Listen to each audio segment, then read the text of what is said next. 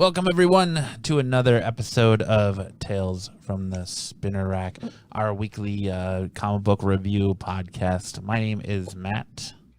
I'm Corbin. And I'm Jay. And today's show is going to be a little bit different. We all know that there is a lot of turmoil going on in the world right now, especially here in the United States over the events that took place in Minnesota.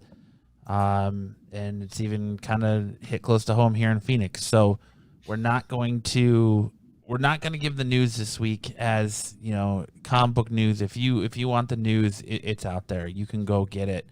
Who are we to report on it? I feel like what's going on in the world is a bigger and of bigger importance right now than comic book news, than what's going on in pop culture, comic book land. But we had a long discussion before we started the show about whether we even wanted to do the show today. Was it right to do the show? Was it right to talk comics? Was it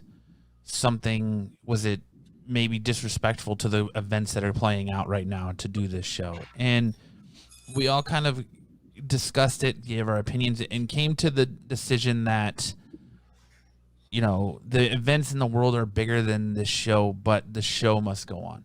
In an industry where you are here to entertain and to bring people joy and maybe an escape, even though, you know, maybe it's now like it was referenced by one of our cast members, now maybe isn't the time for you to escape the present. Maybe you need to be in the present.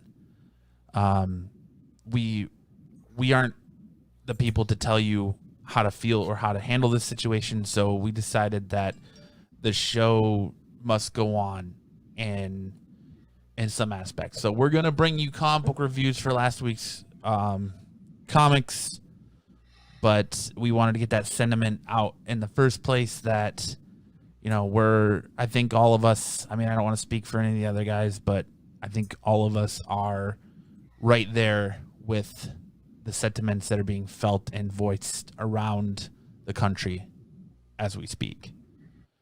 And yeah.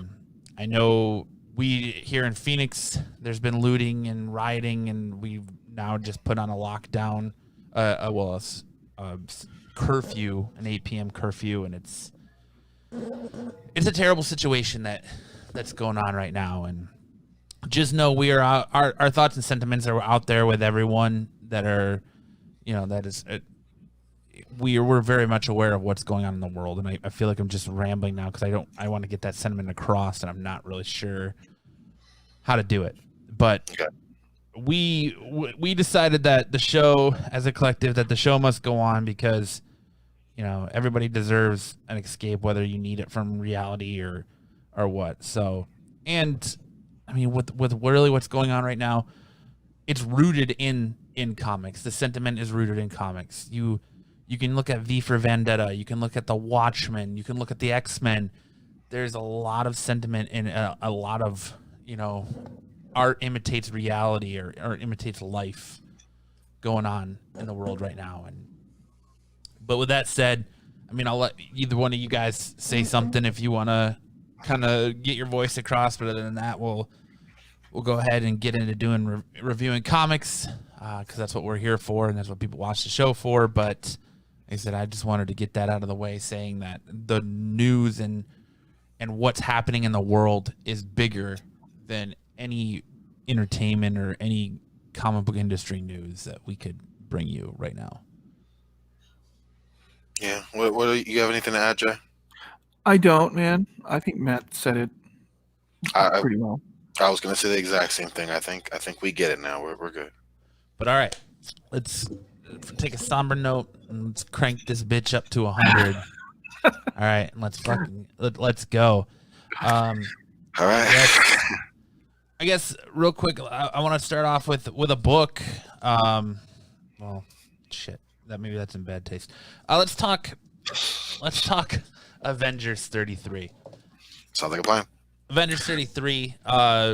It saw. I told Corbin this yesterday. We were hanging out with our buddy Chad Solo Wookie, and I was saying that Marvel clearly has big things coming from Moon Knight, and I think this issue here kind of shows that. This issue, you see Moon Knight as there's something big at play where he needs power. And you see this issue follows him going through it and trying to collect that power. You see him face off against Danny Rand, the Iron Fist. You see him face off against T'Challa, the Black Panther. You see him face off against Thor. Shows that something is going on where Moon Knight needs to obtain power. So this issue follows him going to try and obtain that power. What did you guys think of this issue?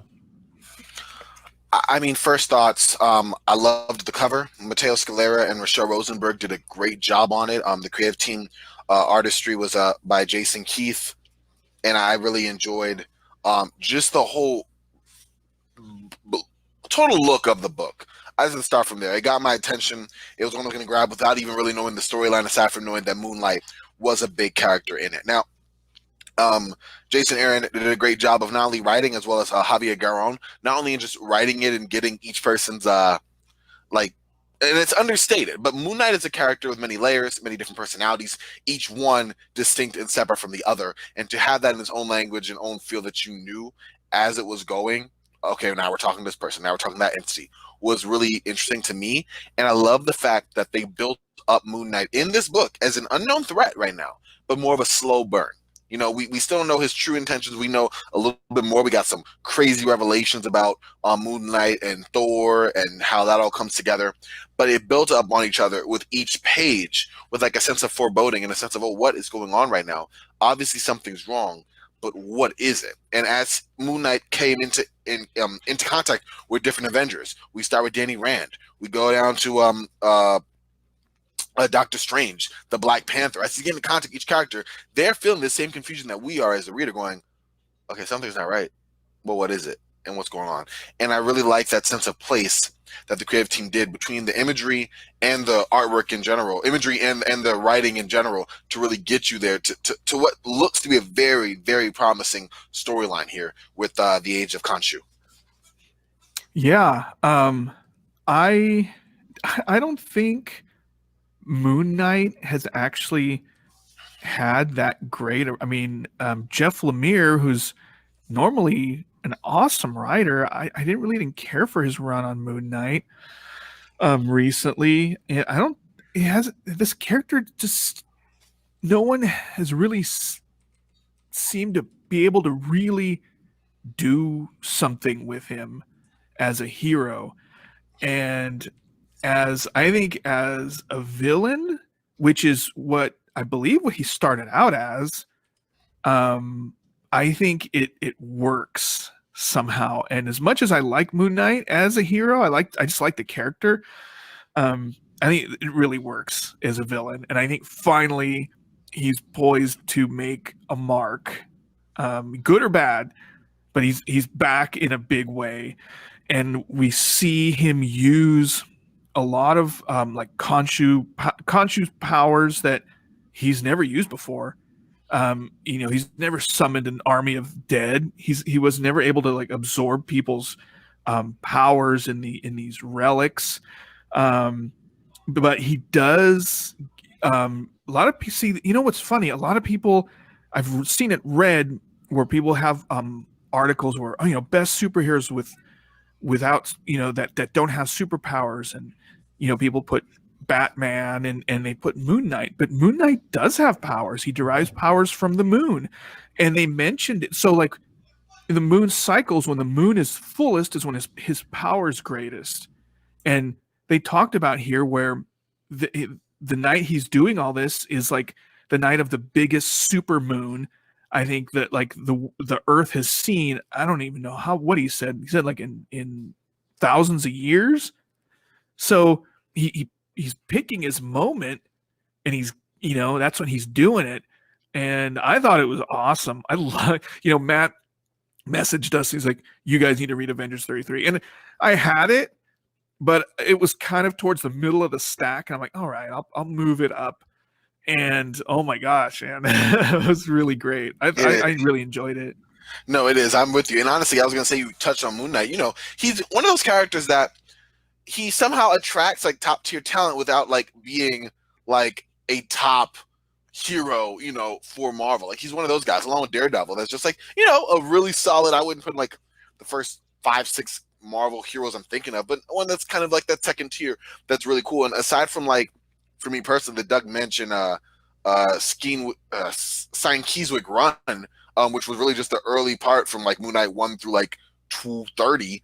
That was really the only story I could think of that like was dark, gritty. You had that feeling of power, that feeling of terror, but building up an anti-hero that existed in the Marvel universe but wasn't like in line with the rest of those other notable characters from it. And so you're right, I kind of feel like a return to that here, where it just feels different, you know, especially juxtaposed with these other heroes he comes in contact with. It's startling to have, you know, carefree, you know, wisecracking Danny Rand and Moon Knight who's playing no games. He's like, I know. you know, it was that part, you know, and again, it was just like Matt had said, like, check it out. I was like, okay, I was already planning on it anyway, but now I'm like, okay. And I did, and yeah, it's something else. I have no idea where it's leading to, but what are you thinking, Matt? Especially that Thor scene. What was about that was just like, shoot.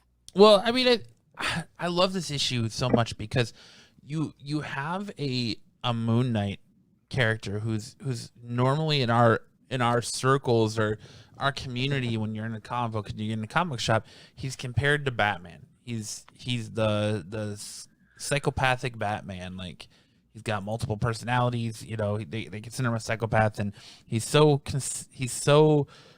compared to Batman in a lot of circles.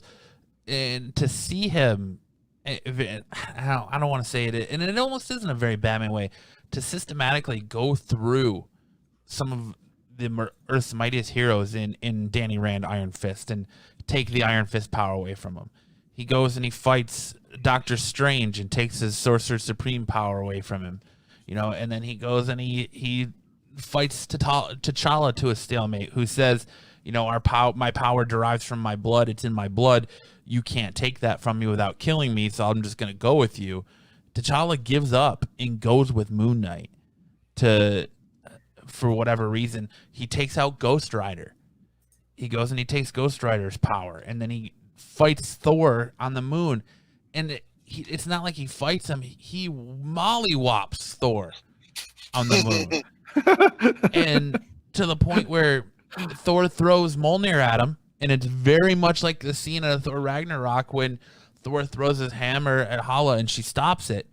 Moon Knight does that. He stops Thor's Mjolnir from flying at him, and then he drops the knowledge on it that, you know, yeah, Odin gave you this weapon, and it's whoever wields it gets the power of Thor. But what you don't understand is that this weapon is made from moon rocks. So, you know, I control this weapon too. And he starts wielding Mjolnir and he beats Thor down with it. And I mean, again, he mollywops him in space with it. You know? Yeah. And then the final shot of the book is one of my favorites when he's bowing down, and I don't know how to say, Kenoshu is standing there telling him that the next phase is about to begin, and Mjolnir is just floating around him. You know, this book I mean, as far as an Avengers book go, it was something else, because not only do we get a new origin for Mjolnir, but Moon Knight got a huge boost in power, and it's very evident to me by the announcement of a Moon Knight TV show for Disney Plus, and just the direction they went in this book. There's big things coming for Moon Knight, and they want you to know. They don't want him to be an under the radar character anymore. They want mainstream people to know the name Moon Knight, and they want you to know this character, and it's very evident by this issue. And this is a way to build it up. They're definitely going out of their way. I'm intrigued to see how this all comes together. But yeah, that was what a start. What a start for a storyline. I know last week when we did this show, Avengers 33 wasn't even on my radar. I think I said pass when we did buy or pass on it. But just kind of like hearing the rumblings of what was going on with Moon Knight and stuff, I was like, I got to check this out. And I read the issue, and that's when I was like to you guys, I was like, look, you got to check this out, because this is game changing. And I think this issue could be game changing for the character and the Avengers as a whole moving forward. I'm super excited to see where this goes.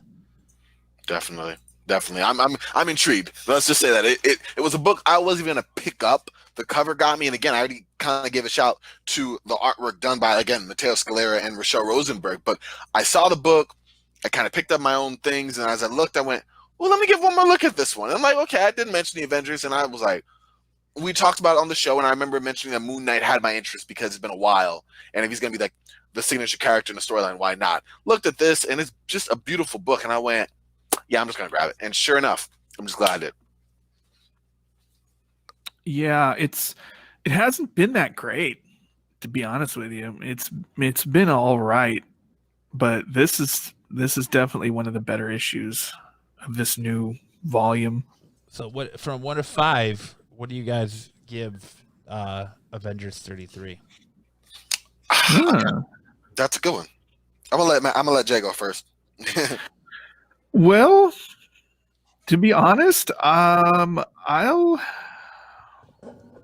okay, so it's hard to say I'll give it a 5 is difficult because I want to, but like, that's total perfection in a book. And I'll go ahead and give it a 4.5 just because like it was intriguing and it was captivating and like Corbin was saying, the art was fantastic, but it was pretty much a setup issue. Nothing really like hit me like emotionally at all. It's the beginning of something huge, and I want to see where the rest of this goes. And so to give it a 5 seems a little bit premature. So I'll go with 4.5. I'm gonna go 4. I give it a 4. It's a fantastic setup issue, and Moon Knight Molly Wop and Thor had me kind of like, okay, I see you. I see where this is going. So I think it's a setup issue. It's good, but as a longtime Marvel fan, I am also very weary on that fact, and I know how these big event books go. So we'll see how this pans out moving forward. I'm cautiously optimistic. Yeah. Forward. So I think 4, as a standalone issue, I thought it was a good issue.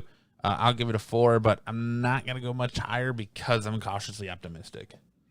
I kind of want to split the difference there, but I wouldn't know between 4 and 4.5. Not really great math, my strong suit. Not that. But I'm gonna go take the undergo of 4 as well, because just like Matt referenced, I was gonna go with Jay, and the funny thing is that Jay I had a 4.5 originally, but in Jay listing his 4.5 talked me out of my 4.5, and then that was on as well, because you're right. Like, these intros have been brutal. I mean, not the intros. The stories in general have had a few with Marvel where they pique your interest and then give you a major letdown. This was a surprisingly stronger peak of interest than normal, but I'm hoping it's just not as big a letdown. And for that, I say, you know what? I'm gonna give it a 4. But judge it on the book itself. You know what I mean? If we're judging on the projections moving on, take it with a major grain of salt, because we know how these books can get. But standing on its own merits, if I was going to stand this book up on its own and say, this is just one singular story that leads, that if you're interested, you want to take more, I would give it a 4.5, because I left this book thinking, okay, where's the next one? And that's honestly what you want from it. So, I talk myself back to a 4.5, because again, I'm not grading it on what's to come. I'm just grading on what it is, and what it is a pretty decent book for Marvel. Yeah, but I guess I'll pick up the baton and swing over to mine. The key book I read this week was Batman 43, or not Batman 43, Batman Beyond 43. My mistake. And just running through the creative team. Obviously, Dan Jurgens and Sean Chen have been the team up for this book for a while now, and I've enjoyed it. I've said this many times. We concluded the mystery of Batwoman. Terry McGinnis had memory loss for a number of issues. Due to False Face and Blight being involved, and he finally got back. Batwoman rescued him. He got his identity back. Boom. However, Blight brought the fight to the Batcave, and although we assume that he met his demise in that previous issue, now we're left with the ruined Batcave, Batmobile destroyed. What happens? Well, Bruce, of course, had the contingency plan in place and takes them to what, if I remember correctly, it's called the Bat Suite, which is basically like state-of-the-art technology, false doors, holographic projections to make it look like almost like a nod to Frank Miller's Dark Knight Returns, where they felt like they were going to run into a wall and the wall was holograph. That's like a lot of what is built of that Wayne Tower that Bruce has like a backup plan. So you had the Batmobile, I mean, not the Batmobile, the Bat suits, everything's up there. Terry McGinnis is now back as Batman Beyond, so that's fine. As for the mystery of Batwoman, that's already been solved. It was the daughter of Dick Grayson and his late wife, and that was Elena. And right now, there's only a couple scenes with her talking with both Dick Grayson and also Barbara Gordon, where basically she wants to continue to wear the suit. She wants to be Batwoman. She's moved to help. Dick Grayson's like, no, it's not going to happen. I want you to live a better life than I did. Me and your mother decided a long time ago that wouldn't be the case. And Elena walks off in a huff. And then Barbara's like, listen, I understand what you're saying, but, you know, unfortunately, you and your wife, she's gone. So you kind of have to let her live her own life. And then Barbara goes and tells Elena that, listen, you know, I understand you want to be Batwoman. I'll do what I can to make that happen. That closed that chapter for that segment. We know Elena's going to figure more into these books. It was pretty much a simple continuation into a new storyline for this one, obviously closing out the Blight one.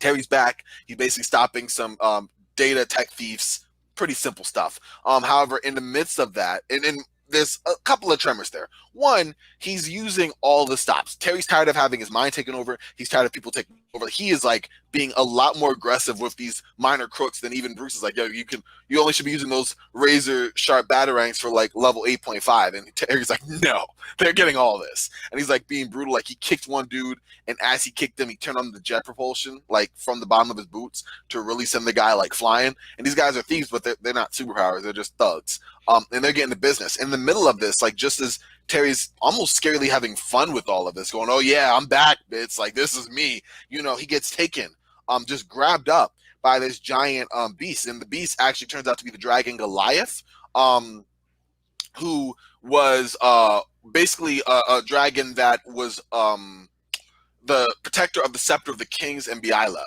He was an infant when Damian Wayne, who upon the year of the blood, he entered, and he basically bonded with Damian from then.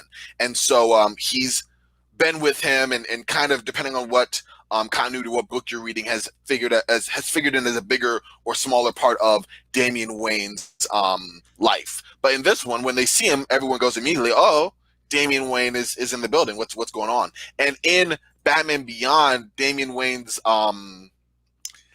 his story is different, because it's almost like he runs. He's kind of over the League of Shadows. He had a rivalry with Terry McGinnis because he's kind of jealous. He's Batman's actual son, and yet Terry in this universe has a better relationship with Bruce, which made him mad.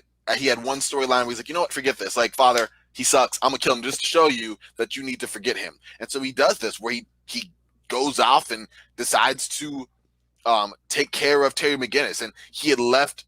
He become estranged from Batman because he was like tired of Batman's narrow-minded focus on Gotham. And everyone who reads Damian Wayne knows that he's a lot more ambitious, a lot more, you know, multifaceted than just one spot.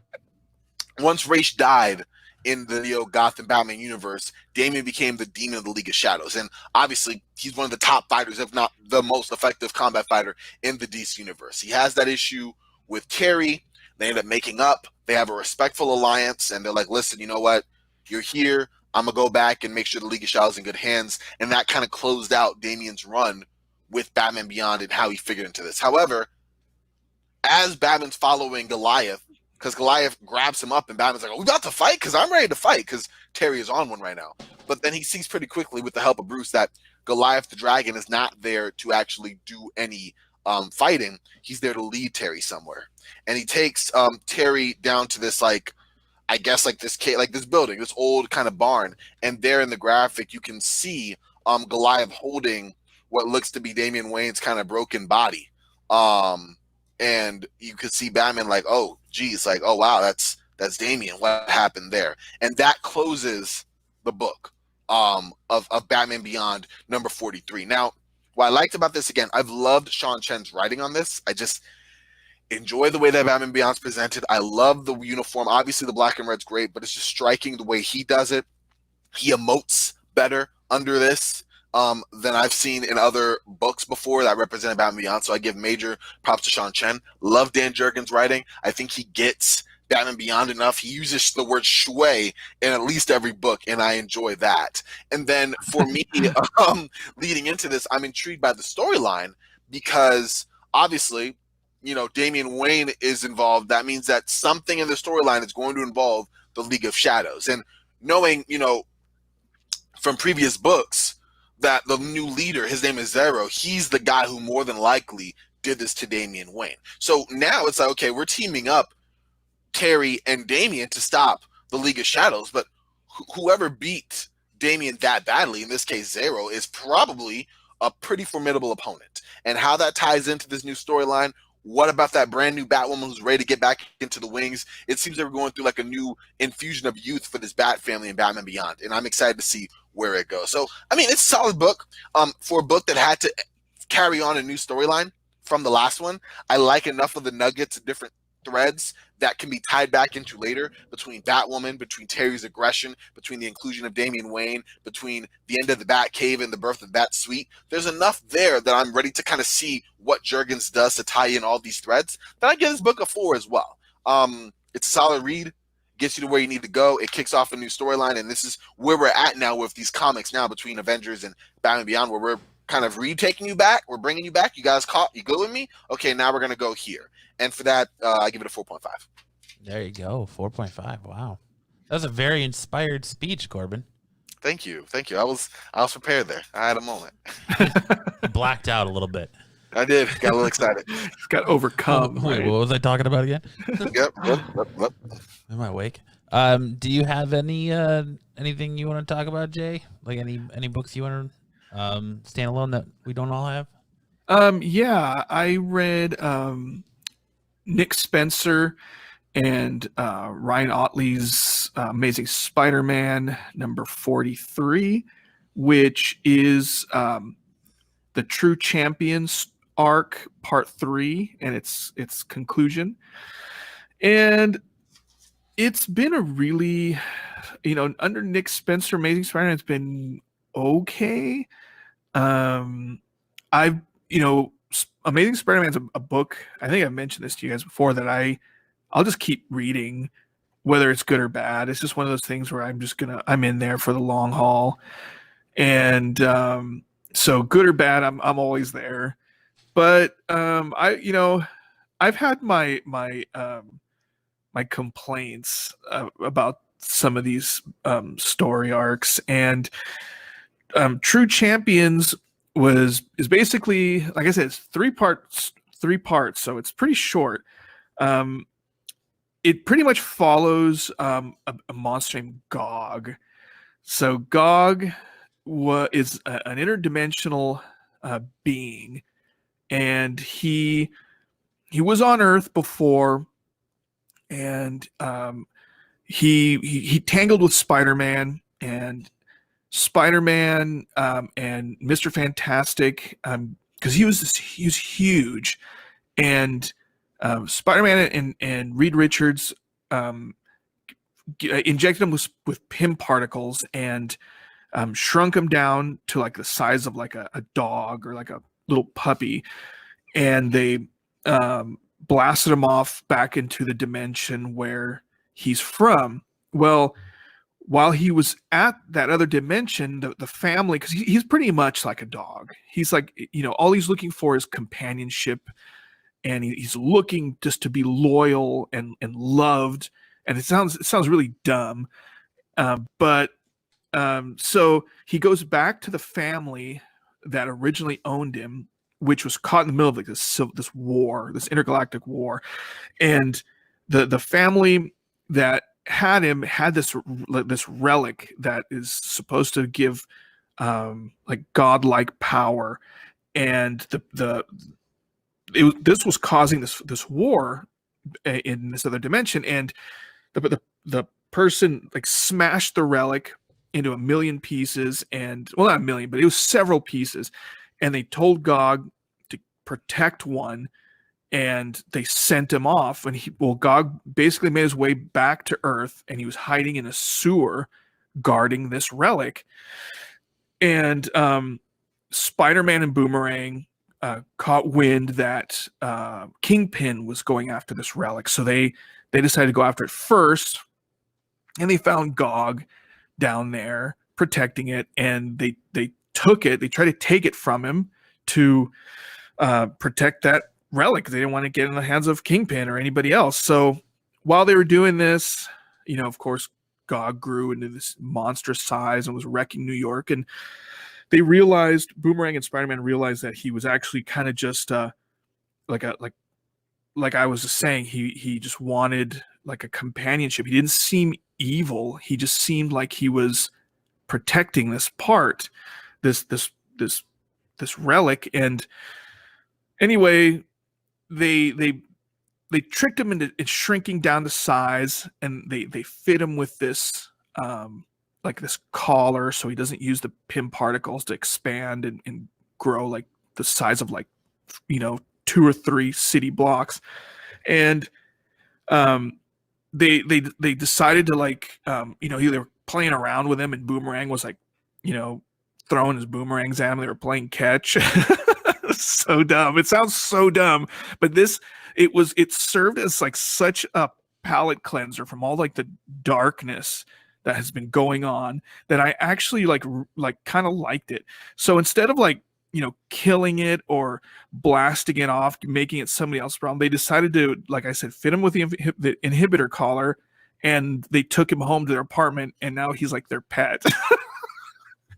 So wait, Peter Parker and Boomerang are roommates? Yeah. Oh, wow. Yeah, they have been for a little while.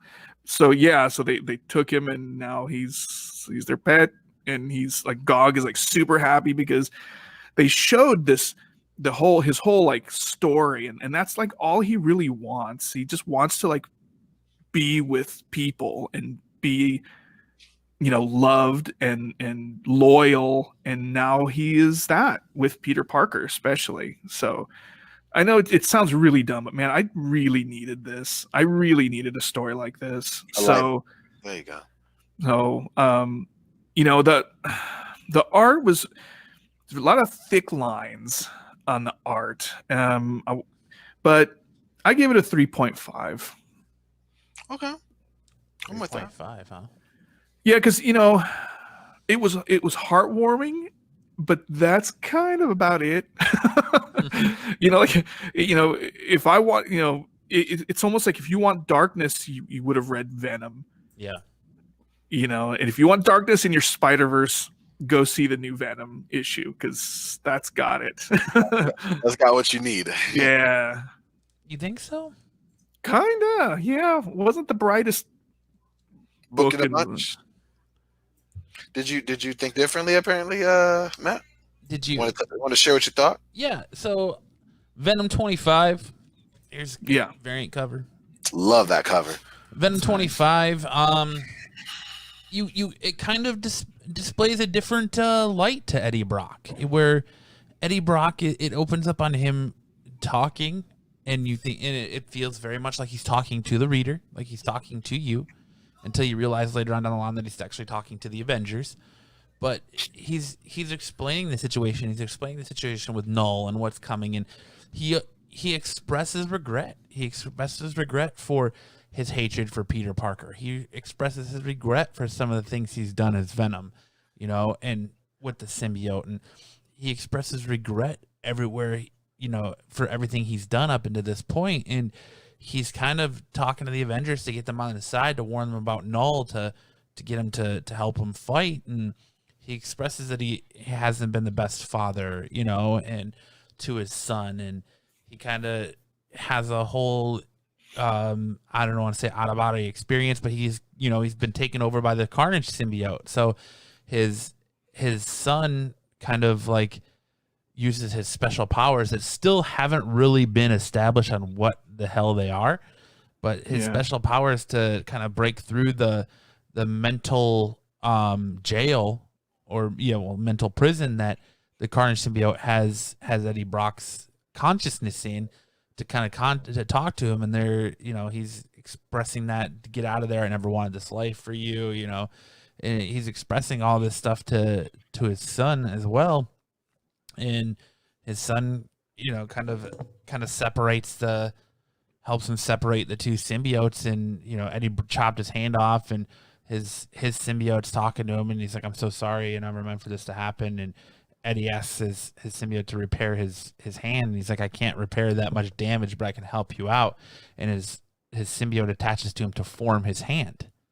So he's kind of got that symbiotic hand now, and he's asking the Avengers for help fighting Null. And I thought the issue, I really liked the issue. I thought it was a quick read for me, because I was enjoying it. I enjoyed kind of the little bit more lack of explanation. I guess you're getting a little bit forward, but kind of lack of explanation as far as kind of what Eddie Brock's son's powers are. I guess he can control symbiotes because he turns his symbiote into a giant T-Rex. So I guess that's only some of it, but there's still a lot to his symbiote's powers that you're not really you don't really understand yet. So it'll be interesting to see where it goes forward. But I liked him talking to the Avengers. I liked him pretty much saying, I regret everything I've done, and I know nothing can change that, but I want to make better for it in the future. I like, just it gets you caught up, and I thought it was a good final issue to the Venom Island before the Null stuff, the Null event kicks off here later this summer, or who knows, since the whole shutdown and everything's behind now. Who knows where that's going to go, but yeah, I love the art. Bagley's art is fantastic, except for his depiction of the Avengers. That's a little it was a little goofy, wasn't it? Yeah, it was. I think his art is fantastic. Like this shot, this opening page of Eddie up on Eddie Brock, the close up on Eddie Brock. Like that. It's a beautiful shot. It's a beautiful picture. And then you get to the shot where he's talking to the actual Avengers, right? Like it's so wonky, it's just so disjointed. Yeah, it's just so bad. Like he's talking to the actual Avengers. And it is right here. Yeah, it's kind of ugly. I can see it from here. Look how bad. Like look at Captain Marvel's like derp face. Captain Marvel called my manager. I mean, look at Ghost Rider. It looks like it's drawn by Liefeld. It looks like someone was like, say cheese, and he just gave like some like shit eating grin in the background. He almost looks like he's photobombing and like look, that doesn't even look like Thor. No, looks like an old man in the Thor costume. And like look at it. It's like Black Panther is like missing half of his face almost. It's got a very Darth Vader thing going on, and yeah, that's how you know it's done wrong. Because a few of them that have, when you do Black Panther, you shouldn't look like Darth Vader in black. Tony Stark looks kind of derp too, and even though he's in the Iron Man outfit, but then like and it almost feels like, I don't know if he was having an off day or if it was like it almost feels like it's a guest artist, because then when you turn the page and you go to this splash page of Null, it's like fantastic, awesome. Yeah. So. But I thought it was a fitting end. I thought it was a good setup. You kind of see the Venom, the Carnage symbiote crawl off and kind of take the form of a shark and take off at the end. So it's getting ready to kick off the Null event that's coming up. So I thought it was a fitting end to that story arc, and so I'd give it a 3.5. What did you guys think of it? I really liked it. I wasn't going to pick it up, and then I saw the cover, and I'm like, oh, and it's kind of 25 is kind of a milestone issue, so I'm like, oh, I'll pick it up, even though I haven't been reading Venom much since the whole Carnage crossover stuff. Yeah, the Absolute Carnage stuff.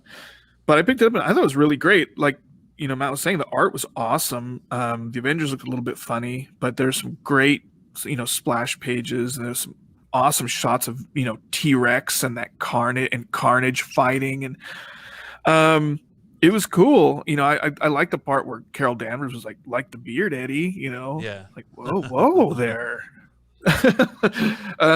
So it was cool. Yeah, it was neat. It was a fun read, and art was great. Writing was great. Dialogue I thought was awesome, man. That whole monologue of Eddie Brock's was so good. So yeah, I'd probably give that a 3.5 too. So, more on the side of a 4. That's kind of what I was getting. I don't think I would go with the like dark, because I don't think it was dark. It felt more like a I wouldn't say redemption, but self-discovery issue. Like, I don't know, maybe that's not even the right term, but by the darkness, self-realization that the what majority he's of done it in the past was wrong, and that he's used the symbiote. He makes a comment that he's been on both sides, good and evil, and he kind of makes the comment that he understands that they have no reason. The Avengers have no reason to trust him. Yeah. So, which is kind of true in a lot of ways. But my whole thing with the darkness comes at the very end. And then, like, not all of us are going to walk away from this. Yeah, kind of thing, when he says that you got to basically says you got to be prepared to lay down your life, because not all of us are going to walk away from this. Yeah. Yeah. That's what the foreboding. Yeah. That's what I was referring to. But that kicks off the speculation game of who is going to die in this null event that's coming. That makes you know that this whole null thing is going to be way bigger than we thought. So, yeah, that's true. It's going to be interesting to see how that all comes together. I thought it was decent. Like the dialogue, as Jay said, thought the arc was hit or miss. Like a couple of books that just great pages one time, and you could say where they ran out of time on the other ones. Like 3.5, it was good. Wasn't like great, wasn't memorable. Like the cover that you had, Matt. Did not get that one, but that was pretty sick. Okay, so I guess I'll share the next book I read. Justice League 45. Art writing by Robert Venditti, art by Eddie Barros, and then the cover was Francis Manapul, which it was okay. Wasn't, was what it was. It was Justice League. If you're picking up where it was left off in Justice League number 44, which basically the super team, they were called in from Aquaman to provide reinforcements in Antarctica. There was a bunch of mythical beasts that had to be put down, or not put down, but they've been released from Tartarus, which is a mystical prison that they had emerged from, and so they had to put them down. But right when they get there, it turns out that it's more than just those beasts that they have to deal with. They have to deal with DC Spirit of Vengeance, the Spectre. Now, the Spectre manifests himself, made himself known, and then he proceeded to infect every member of the League with the rage that they took out on each other. Like Batman never liking Superman for, you always been so out and about, like you're better than everyone. And Superman going, I'm better than everyone, you're the one with secrets. Like all the stuff they already think about each other. One woman saying, you have commitment issues to Aquaman. Aquaman saying, who are you talking about commitment issues? Like they're having issues, and they randomly just start fighting between each other. Like everything, like if I had real deep feelings about you, and all of a sudden I'm like, you know what, forget you, and boom, that's what's happening. So there's a couple of really cool pages where they're just fighting. And there's one face-off where Batman and Superman are flying into each other to fight, and you can see the Spectre in the background going, vengeance is mine. And it's just, like they're like, it's like a Civil War-esque type of piece here, where it's like, we about to clash. And they have a couple of good pages where they fight, but it turns out that the issue is the fight is really just a manifestation of a problem that's even bigger than that, which is that now the Spectre is without a host. Where's Jim Corrigan? Who's the guy who is the physical embodiment of the Spectre? Well, he's gone. And since he's gone, the Spectre is angry. And since the Spectre is unable to release his anger, it grows even more angry. It's like the reverse Hulk. And so it affects the Avengers with it. And so now it's like, okay, we need to get Spectre, or we need to get Jim Corrigan and bring him back. Well, where's Jim Corrigan? He's trying to go to hell. He's trying to go to prison. He's trying to get away. He went to Tartarus to try to be taken and jailed. He's like, listen, I'm done with this. I'm done with life. Like, lock me up, please. So he goes to Themyscira. He's like, throw me in Tartarus. And of course, Themyscira, they're more than happy to do that for him. So he's done. Spectre's like, nah, you're not. I'm not done with you yet. I'm God. You come back. And he doesn't know where he's at, so he's losing control. So Diana, the Wonder Woman, goes to Justice League and says, listen, we got to go to Themyscira. I have an idea. We need to go get him back. And they go there, and as they go there, Aquaman and them are like, "Wait a second, like we're a bunch of men. It's one. It's just you. Are we supposed to be here?" And Aaron's like, "No, you're not supposed to be. Like if you get found, yeah, I'm getting killed, and I'm getting killed for bringing you down here." And the very next page, what happens? They're found. And so that is where it heads off. So it's interesting. I like that they're using the Spectre in a different way. At the very end, it shows them just all surrounded right here, and you can see like, oh yeah, it's a wrap, you know. And they're like, and you could see like, okay. I like how they're going to bring the Spectre in. I like that they're going to delve into Jim Corrigan a little bit more and his relationship with and of the Spectre and how that refers to the Justice League and how much of a, you know, he's God essentially. So he's always kind of omniscient in the background, but always around. And the fact they're going to use him as more of a character to explore in this is interesting to me. I wonder how it ties in with the mascara and everything else as it usually does with Diana and Wonder Woman. And so I'm intrigued. Again, it feels like I picked up 3 books today that were all solid starting points to interesting series, and only time will tell because they all have suspect track records of whether or not I'll get what I'm looking for. But right now, my interest is definitely peaked. I would give it a 3.5 out of 5. It's pretty solid. It wasn't great, but it was pretty good. And some of the artwork by Barrows was really interesting. Like I said, that first splash page between Batman and Superman facing off while the Spectre's in the background, that was a gorgeous shot. So 3 out of 5 out of 10. There you go. 3 out of 5 out of 10, huh? 3 out of 5 out of 10. Cool, man. 3.5 out of 10. You get what I mean. No, it's But yeah. 3.5 out of 5, but 3.5 out of, oh, flip. Oh, I forgot. Dude, my brain, there's so much going on. I'm so confused. 3.5 out of 5. My bad. That made it sound like a horrible, great book, didn't it? It was trash. I liked it. No, I'm kidding.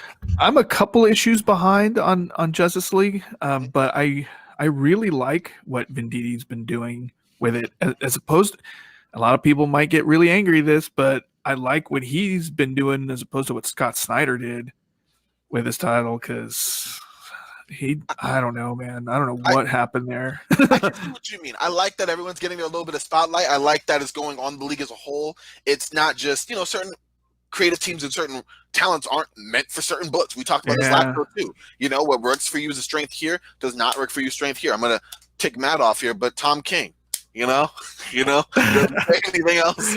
Doesn't say anything else. I was talking, I was talking to somebody about you and Batman, Corbin, and it was Lance. Okay, and he was saying because I was telling him about how you liking Batman and Robin, and then he's like, oh, you know what? He's like, Corbin is just a huge Batman fan. He likes anything Batman. I'm like, okay, you know what?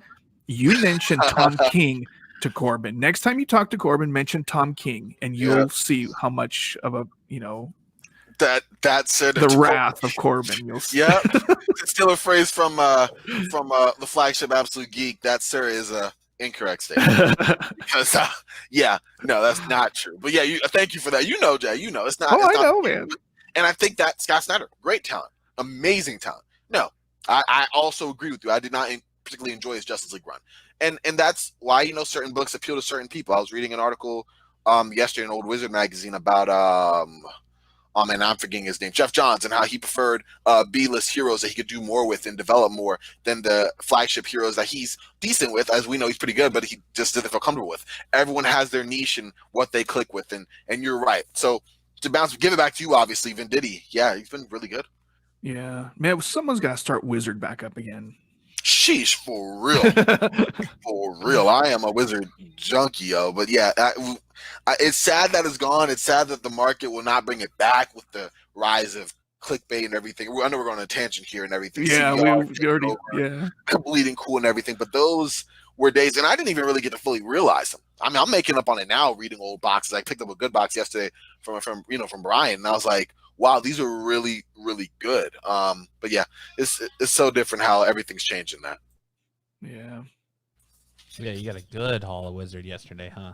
Oh yeah, I got 20-something books. It was pretty. It was pretty solid of all Wizard, and a bunch of books that are on my next time baby list. Because there's a run of Batman Nightfall. We could talk about that's a totally different story. But yeah, that was one fun thing that happened this weekend. Like, I give my weekend a B+. Not that anyone asked. All right, so where we at now? More books, buy or sell? Next time, baby. File. Next time, baby.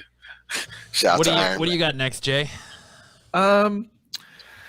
I read Dr. Aphra, #1, Marvel's Doctor Aphra, and this is a series that's been going on for a while. Is it? 'Cause This it's the number issue, one, so well, not this volume, but this. Come you know, on. she's had, Yeah. What's up she's there? had different story arcs and storylines and volumes in the past. It's been going on for a while, and she's a character that's been, as far as I know, she's only been in comics.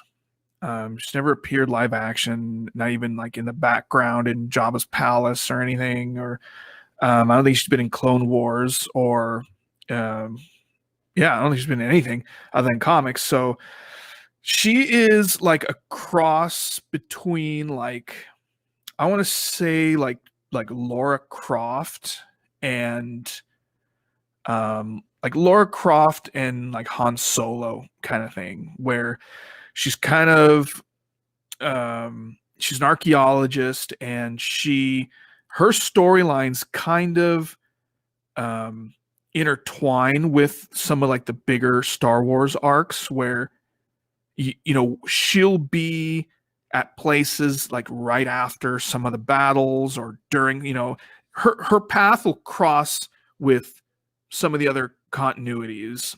And it's pretty cool the way when you have a clever writer, there's a way that they can weave it in there where it's like, oh yeah, that's awesome. Like, you know, you kind of use some of the other stories to feed off of hers kind of thing. And it's been a fun read.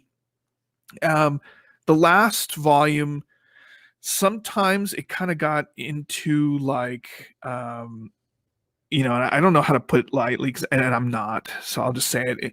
They've kind of used it like an avatar for an agenda. I'll say that. okay. And it was kind of getting that way for a little bit, and so I stopped reading.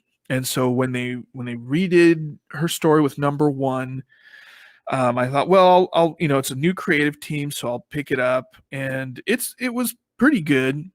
Again, it was just like your basic setup where, you know, she's kind of down on her luck, and somebody offered her a job, and so now she's going to go do it, and they, you know, against it was kind of like, it sort of reminded me of like the first Indiana Jones, where, you know, you had Indy and going after the Ark, and then this other powerful, you know, guy, Belloc, with all his like virtually unlimited resources, you know, being hooked up with Nazis and stuff. And that's pretty much what it reminded me of.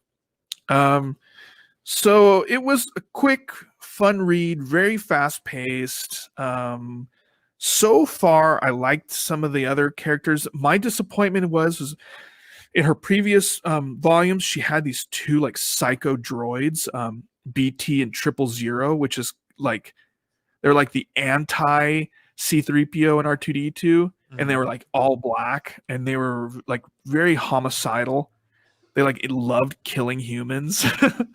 And as horrible as that sounds, it was pretty funny. Like it's just, they're awesome droids. They're like super like they're just retrofitted with all sorts of weapons and stuff. And I was kind of disappointed that we didn't see that, but we did see her Wookiee pal, which Black Chrysanthemum, and he was like this all black Wookiee with like a red stripe down one of his eyes, and he's pretty cool looking. So that was fun. But all in all, I'm gonna give it a 3. I'll probably stick in, it's, you know, hold on for another few more issues and see if it gets a little bit more exciting.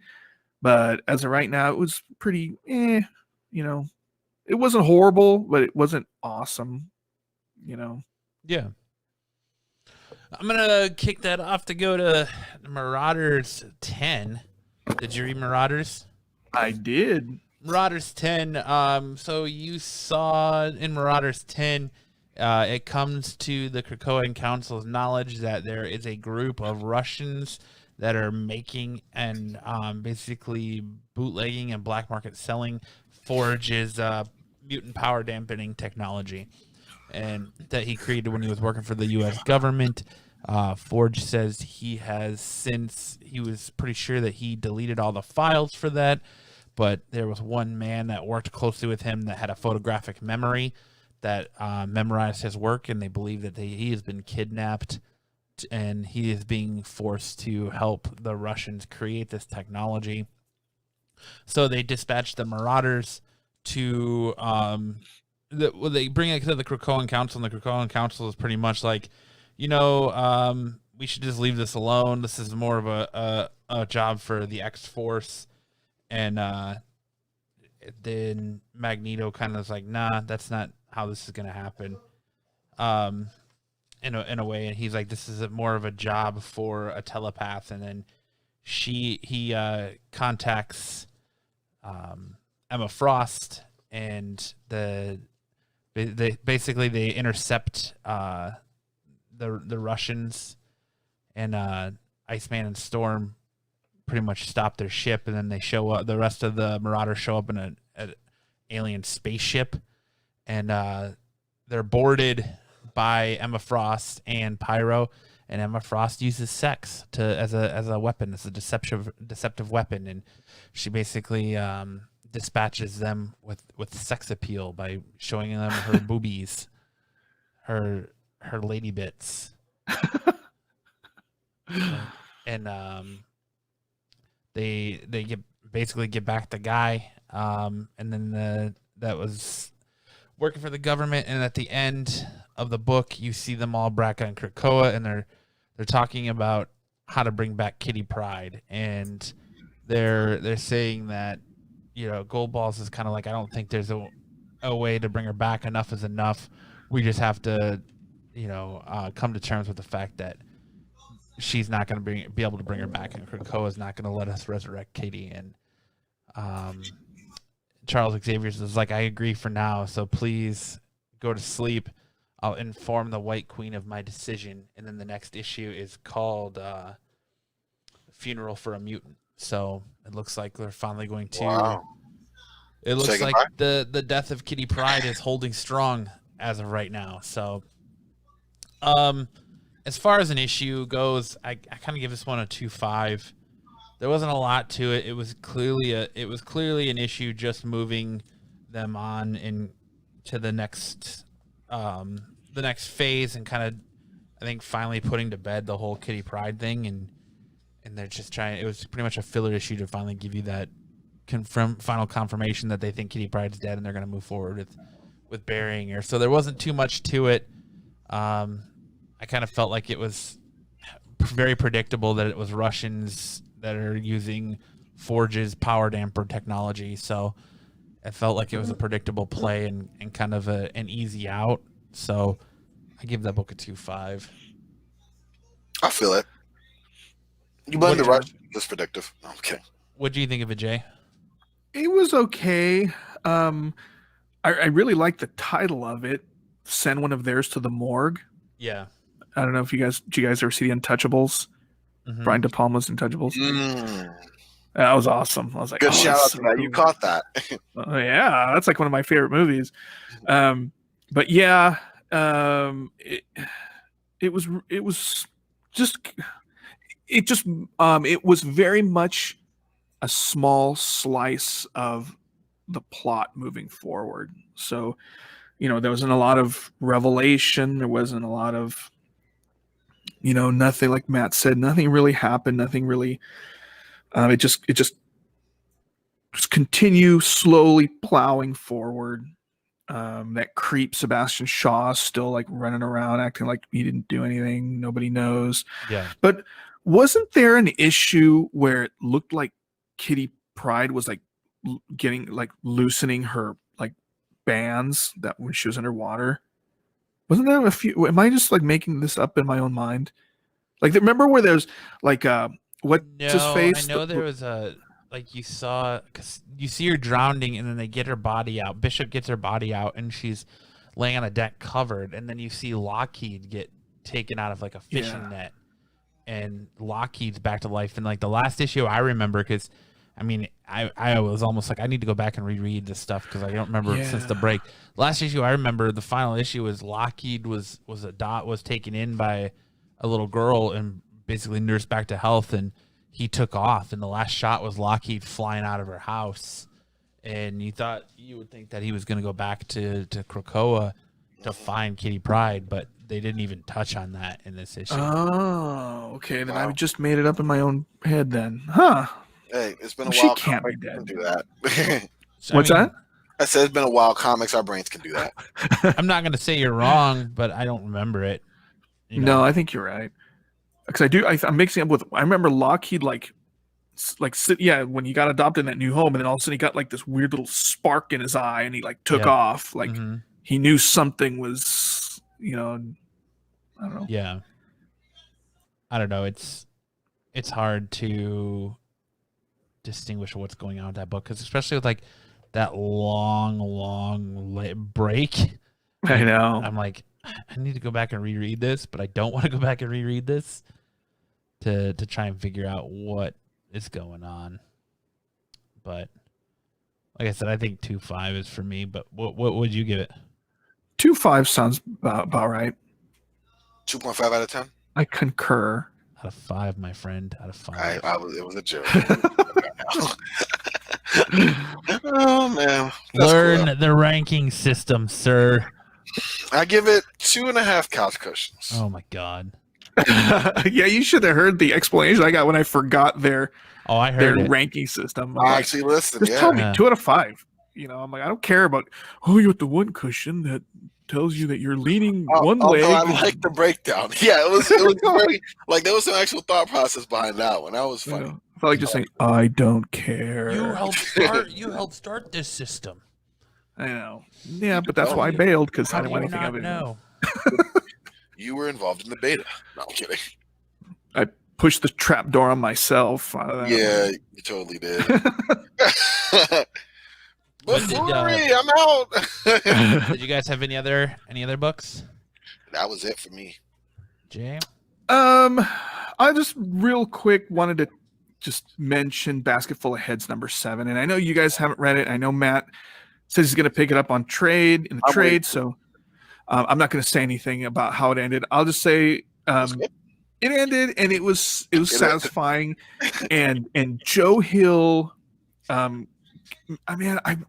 I can't even imagine what would happen if they put that dude on a superhero book, because just his placement, and that's probably a lot of the artists too, just the placement of the panels and how he chooses to reveal on each page, and it's just, I don't know, man. That dude knows timing, and you can even see it in his books. I've read some of his short stories, but I'm towards the end of Heart-Shaped Box right now, and my gosh, man, let's just say that book was not what I thought it was going to be. People say it's just a really great ghost story, but man, it's so good, so good. So I'm excited for you guys to read it, and I'm excited to hear what you guys think. I can't wait. You got me kind of hyped. I was already peaked. I just missed a couple and then didn't want to go search. I'm like, it's not something I'm going to go searching for. I'll wait till it comes back around. So I'm interested. And like you said, that panel work is huge, especially, knowing how it's placed and everything. And someone who's a master of horror and knows how to get the reader and to know how you're going to track it in.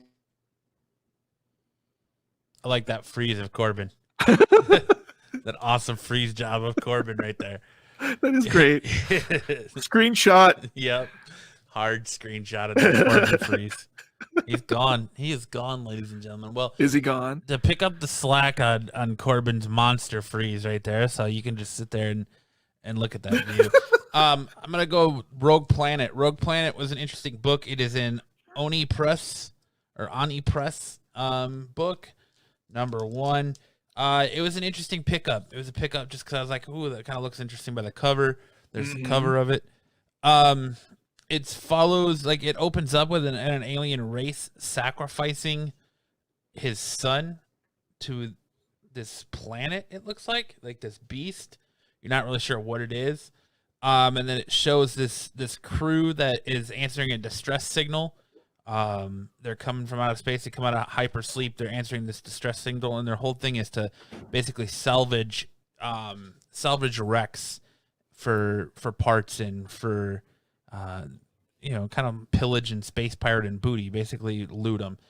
And so they get this distress signal, and they're following them, and they land, and they're going to go loot, and they come across this like ship graveyard in this planet right there. Oh, cool. All these ships, and they're trying to figure out what ship the distress signal is coming from, and they're going to start looting ships, and they kind of feel like a present set. There's someone around, and they see all this like alien writing all over the place in blood, and they come across this giant beast, which is like a giant set of lungs. And then all of a sudden the thing rises out of the planet, and it's very like worm-like with a bunch of mouths, and it starts attacking the crew. And then as it's killing them, it's injecting into and choking out some of the crew, and it injects itself into their spacesuits. And the final issue of the book is it taking over their bodies and marching towards the remaining surviving crew. It's a pretty interesting book. I'm gonna get a 3 out of 5. It's a book that I'll definitely check out issue 2, just because issue 1 kind of intrigued me at the end. I picked it up on a whim, so I'm gonna definitely I'll give it at least another issue to see if it continues to intrigue me. But I gotta say, my book of the week, and I've been actually really looking forward to talking about this book, is an Aftershock book called Dead Day. So it is a different take on the zombie genre. It is a zombie book, but it's almost like The Walking Dead meets The Purge. So the premise of this book is... That's a good way of putting that. I read that too. That's a good way of putting it, yeah. You read Dead Day? Uh-huh. Yeah, it's like The Walking Dead meets The Purge, and it follows this family, and the family is... They're having a discussion about Dead Day and how the mom's going to go out for Dead Day and the dad and the kids are going to stay home. And it kind of just follows, the first issue kind of just follows their preparation for that and her getting ready to go. She buys ammunition and stuff. And you see, like, they come home and you see the neighbor sacrifice a goat and put the goat blood around the door to kind of keep the spirits away. And what Dead Day is it's one time a year. They don't know why and they don't know how it happens, but one time a year, there's something that's perfect alignment to where the dead arise from the grave, and they get to come back from sunup until sundown, or from sundown until sunup, and and it's usually your loved ones, it's family members that come back, and they keep referencing to the mom waiting for someone to come back, and the dad in the story is kind of like, he didn't come back last year, the year before that. What makes you think he's going to come back this year? And she's kind of like, well, I don't know, but I made a promise that I have to keep, and I need to be there. And so she goes about her business, and she goes, and what you see is that she was once, in a lifetime before this, engaged to a man, and he somehow apparently died. We don't know how he died, but she somehow apparently died. And so she's been waiting for him to come back. And she goes out and she's waiting for him. And as she's sitting on this bench, a motorcycle rolls up and he gets on. And he basically says, come on now, get on. Let's go kill somebody. And he gets on, she gets on his bike and they take off. And that's kind of how it ends. And then the end of the book even gives you like this whole like information on Dead Day and what it is and how to prepare yourself. And so it's very much like The Purge. Like you see The Purge for the time frame thing as far as when it takes place and how people kind of treat it and react to it. Some are scared, some aren't. But like you said, it brings back family members, and it pretty much brings back the dead for a few hours every year, and it's in the same day every year. And it was a very interesting book. I'm really looking forward to issue 2. It had enough to grab me for issue 1, but left me questioning enough to want to come back for issue 2. So I actually give this book a 4 or 5 out of 5.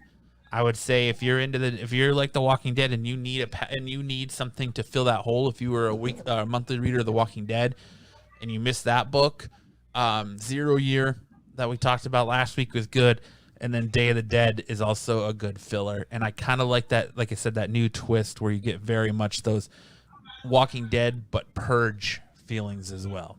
So what did you feel about it, Jay? I surprisingly really liked it. I wasn't expecting a whole lot, but first of all, the art was really great in this, and I loved how the character development of this family. You really got a sense of who they are, and they're just a regular family who have this, like Matt was saying, on the Day of the Dead, there's a dark secret there, and you're intrigued to want to know what it is. And I thought the interesting part of the whole zombie thing is that they're not. Anyway, I could be wrong, and correct me if I'm wrong, but I got the impression that they're not all out to just like eat human flesh. Right. Yeah. They're out there to, they have something connecting them. Yeah. To go ahead. No, I was gonna say they make that reference in the comic that they're not out there to eat flesh and destroy. It's like people look at it like they have unfinished business. Yeah, and that might spell danger to some, right, because like you were saying, that guy that sacrificed that goat and put like the goat blood around there. Yeah. I mean, he said, "Hey, man," because I was a something like I was a soldier in Iraq. I killed plenty of people. Yeah, some of these guys are probably going to come after me now. That's right. why I'm doing this. So, they come back. The average person didn't do anything. Whatever, doesn't really have much to worry about on Day of the Dead. But yeah, it's pretty creepy that the zombies do come back, or Dead Day. Yeah. I'm putting it to my own people. Yeah. I guess. Mixing a little, I don't know, that Pixar movie. But yeah, it was good, man. It was really good. I'll give it a 3.5. I'll be back for sure next time. Score than me, huh? Yeah, because it was fun, but I just, like you were saying, it's so. I hope we don't get 20XX out of this. Where the first issue was so strong and then it just went. I don't think you will, though, because I think there's so much to this book that's still left you questioning, like. That whole thing you were talking about, like, what is the reasoning for these people, the dead coming back? What is their reason they're coming back? And you see the soldier guy, and he was like, they're gonna come and get me. So you kind of see that, like, what is the reason that she's waiting for her boyfriend to come back? How did he die? What is the premise of all that? And then you have the whole religious aspect of it, where they have groups of revivalists and they throw parties in graveyards, and I think there's just so much to this book that I don't think it will allow itself to 20XXS. And I think it wants you it wants you to come back, and it leaves you, it gives you just enough to leave you hungry for more and question more and want to come back for more. So that's why it was my pick of the week. It was the most fun book I read all week, other than Avengers. I really liked it, and like I said, I'll definitely be back for issue 2, hands down. Yeah, and I know you said that. What was the other year? 0 year, or zero, why don't you have everything 0 year? Yeah, 0 year was kind of. No, maybe it was year 0. No, you're right. It was year 0. I'm getting it mixed up. Okay, so I know you were saying, there was a lot of talk about year 0 being like the next Walking Dead, but I think it was a little bit too close. If there is like a next Walking Dead, in quotes, hopefully I think it'll be something like this. Shut your mouth, because it's fun. It's a little bit far enough removed, but still has that element. I've never seen a take on the whole zombie thing like this before. I think it's totally original, and it's just an awesome idea. And I think something can really be made out of this. Oh yeah, it's definitely it is hands down definitely a different take on on the zombie genre for sure. Yeah. Because instead of coming back being just a murderous eating machine, it gives the zombies purpose almost. And you kind of, that's one of the things that intrigues me, is it's kind of like, what is this purpose? What are the purposes they're coming back for? And they can spin it many different directions. So yeah, and they have like their consciousness still. yeah, Not like like Train to Busan kind of, right? Like they're crazy killing machines. You know. Mm-hmm.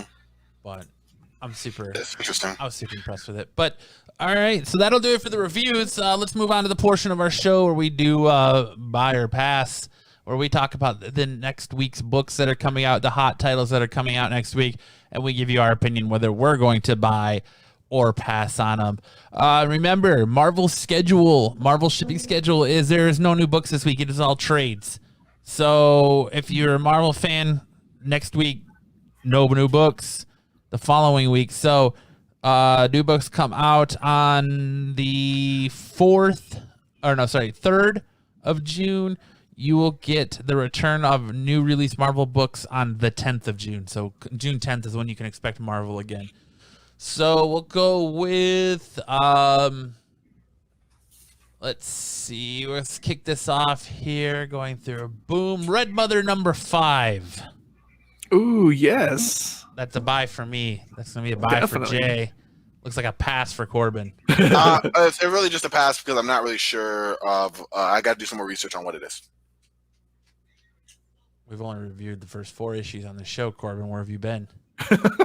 Probably checked out. No, you said Red Mother? Yes. Probably checked out.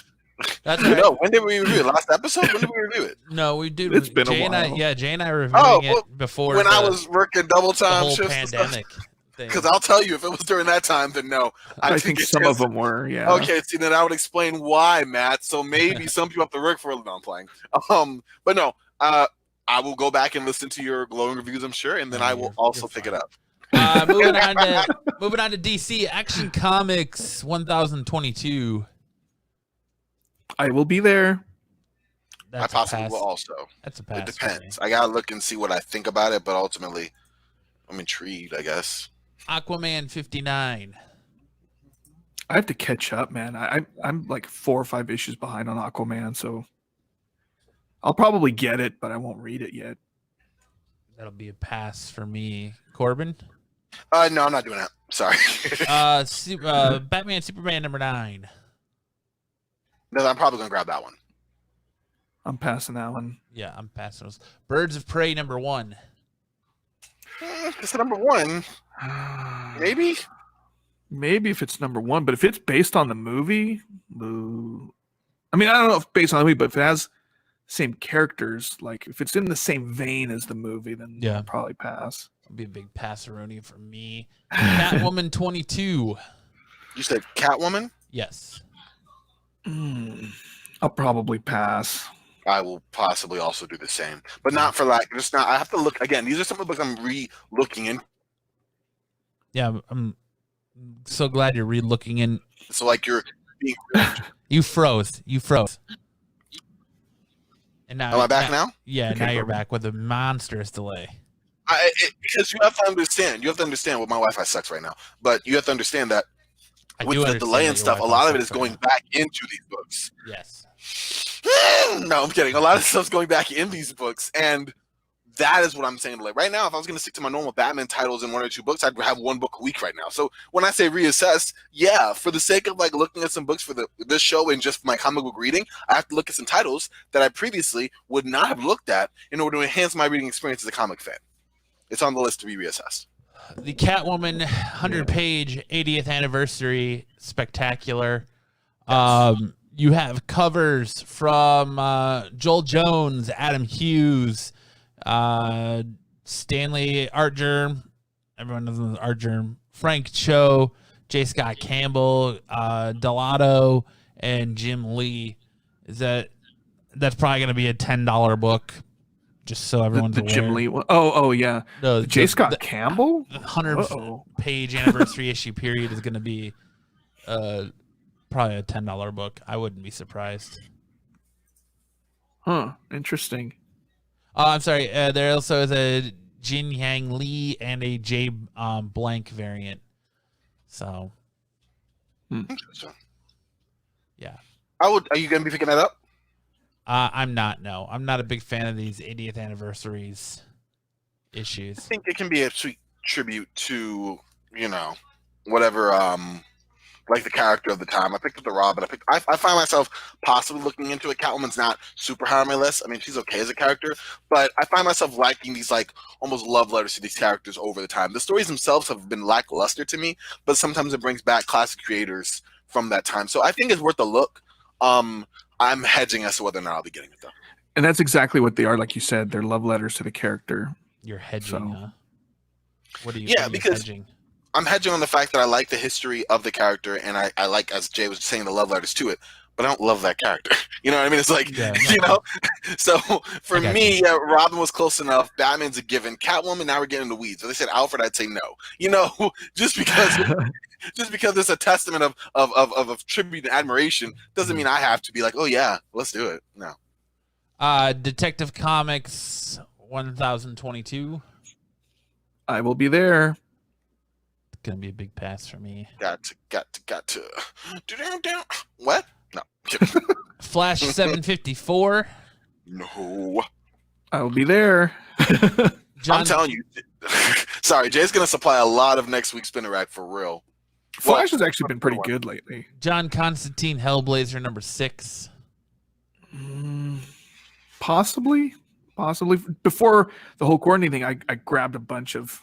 I think I grabbed them all so far of the Hellblazer, and I haven't read them yet. But they're really interesting stories, and they're. But he hasn't read any of them. No, I have, but I haven't read any of them. I haven't read any of them, but they're really interesting stories. Almost too dark is what I was trying to say. Oh. They're all, before I was interrupted. Anyway, that's what you were trying to say before you were interrupted. My eloquent speak was rudely just shut down. Rudely disjointed. Now I don't remember what I was going to say. No, but reading Constantine books when they're written by somebody who is British it just puts such an awesome feel. It's like you feel more like immersed with the character, because sometimes they'll say it's like watching like Snatch sometimes. Like I'm sitting there reading, I'm like, what is these? Because they'll spell it out like phonetically, like the way they're saying stuff, and I'm like, what? And I'm sounding it out. I'm like, oh wow, that's pretty cool, or using slang, like in Attack the Block or something. You're like, oh okay, okay, I get it, but it's just different, a little different, but. It's cool. It's a neat book. I just don't know if I can take that much darkness. Apparently, I know somebody who needs a scholarship to the Derek Zoolander School for kids who can't read very good, or want to read very good, do other things very good too. Justice League Dark 22. Pass. Yeah. What about you, Matt? Pass. Pass. I know Corbin's going to pick up Scooby-Doo, Where Are You, number 104, so I don't even have to ask that one. Is that a reassessment title for you? It's been reassessed. It's been reassessed, and the word is yes, please. Shazam 12. Pass. Wonder Woman 756. I'll probably get that. Reassessed. Next time, maybe. I mean, that's pretty much, other than IDW, Teenage Mutant Ninja Turtles, Road to 100 Deluxe Edition, hardcover, pass on that. Next time, baby.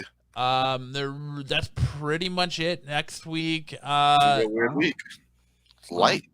Yeah, it's good. It is a very light week. It's nice to have those every now and again. I don't know what I'm going to have next week. I might have to take a look. I'm probably going to pick up some number ones. Some number ones that are coming out next week for you to maybe be aware of is Nailbiter Returns number 1 from Image. Possibly there's some Boys Dear Becky number 1 from Dynamite. Dear Becky. What is that? Nancy Drew and the Hardy Boys, The Death of Nancy Drew number 1 comes out next week. Maybe. Okay. They're getting a little dark down there in the Drewverse. Yeah, there's not a whole lot. The Boys, Dear Becky. So it's a new installment of the Boys. Oh. 12 years after the events of The Boys, Huey finds himself back home in Scotland, where he intends to finally marry Annie in the company of friends and family, but sudden appearance of ... Dun dun dun. So I will probably definitely pick up that because I really like the Boys series. So there you go. If you're a fan of the Boys, they have their next installment launches next week. So it's something to keep your eye out for. Pumped for that, though. I know I am. But especially since they deviated from the comics. Yeah, so that does it. You guys got anything else you want to say this week? That's all I got. I'm out. You're out. Jay's out. Tapped out. All right, guys. So I guess that'll do it for this week's episode of the Spinner Rack. Tales from the Spinner Rack. If you had a good time and you're watching us on YouTube on the playback, make sure to hit that like and subscribe button. Turn the notification bell on so you get notified whenever we go live every Sunday at 3 p.m. Almost said Saturday. Every Sunday at 3 p.m. Make sure to catch out the Absolute Geek Podcast live every Friday night, 7:30 p.m. right here on this channel. Make sure to check out Jay on Audio Ammunition Podcast. Corbin, make sure to check out Corbin's YouTube channel where he's breaking down comic book runs that he's really into and doing all kinds of awesome comic book stuff. If you're listening to the playback on Tuesday, please make sure to hit that like, subscribe button. Make sure to leave us a review as it helps us so much in the podcast standings. Guys, I just want to again reiterate, thank you for listening to us. I know that it's crazy times out there. I hope everyone is staying safe. And I think the last sentiment to send it off with is just what the events that are going on all around the world or all around the U.S. right now in every city and what everyone's dealing with it's heartbreaking. It's heartbreaking to hear about, to see the fact that a man's life is gone is heartbreaking. And just stay safe, keep it peaceful, and we'll see you guys next time. Remember to keep them bagged and boarded and support your local comic shops. I had to look at Corbin's face. Keep your pockets loaded. Yeah, keep them pockets loaded. Oh, man. Yep. All right, y'all.